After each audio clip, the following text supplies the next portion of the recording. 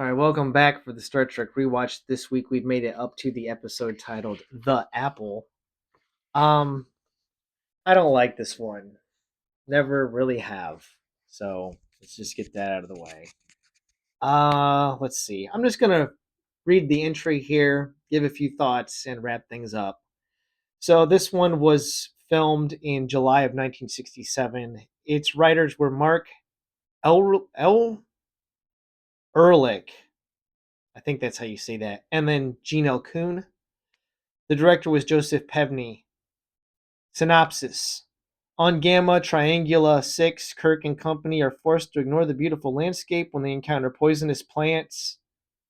There's a Redshirt security member that gets like blasted by one of these things in the chest and like dies, shoots like a bunch of nettles into him. Then Spock gets shot by these later and doesn't die. McCoy says it's because of his Vulcan blood being green. I don't, whatever. Um, Exploding rocks. Yeah, a security member gets blown up by exploding rocks. And extremely dangerous weather conditions. A red shirt gets killed by getting struck by lightning and disintegrated. In contrast, the planet's humanoids are a gentle, childlike people who call themselves the feeders of Vaal. Vaal is a computer constructed many years before, in the dim time, which survives by metabolizing the natives' offerings into energy. I don't really understand how that works, how he transforms fruit into an energy supply. I don't know. The landing party must defeat Vaal and his people, led by the High Priest Akuda, before the machine can destroy the Enterprise by decaying its orbit. After a major battle with villagers and Spock being hit by a lightning bolt, the starship's phasers destroy Vaal. So we get another Kirk versus a computer.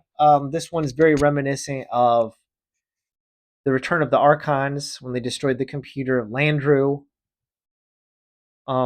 This is a much weaker episode than that one. Spock inexplicably survives both the plant shooting him and a lightning strike. I mean, I guess the highlight of this episode for me is that we got 4 redshirt deaths. They each died in 4 different ways. The last one being killed by the beaters of Vaal themselves, these Donald Trump looking people. They all got like a spray tan and blonde hair. So they go to Planet Trump. Yeah, not great. It's got a really cheesy ending where like Kirk and Spock are having a conversation about these people have been given the apple. I guess it's kind of like a comparison to the Garden of Eden. They've taken away paradise from these people and given them like freedom and knowledge. Um yeah, kind of weird. And then he likens Spock to Satan. And that's kind of like how I guess cuz he looks like Satan, I don't know. Then it ends kind of like on a comedic joke type thing. But yeah, it's definitely a stinkeroonie of an episode. It's not unwatchable. It's not the worst episode we've seen, but it's definitely like if I had to say out of all the episodes we've watched so far, this is probably like bottom 5.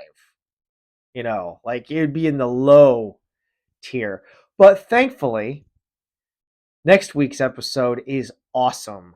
The Doomsday Machine. I love this one. It's probably in my personal top 5. So I'm really looking forward to it. I don't really have a whole lot to say about this week. Oh, if you look closely, David Soul from Starsky and Hutch is in this episode. He also, he's one of the Oompa Loompa looking, Donald Trump looking people.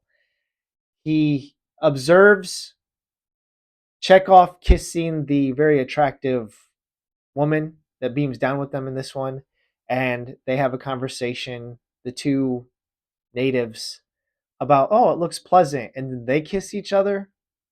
That guy that kisses the girl is David Soul. Uh, of course, this planet has like no sex allowed. That's one of Val's rules. So I don't understand how this group of people is propagating their species. I guess they're just immortal from eating or from Val's protection. I don't know. There's a lot that doesn't make sense about this one. Anyways, I'm going to wrap it up. Thanks for watching. Let me know what you think about this one. And I'll see you next week for the Doomsday Machine. Have a wonderful day.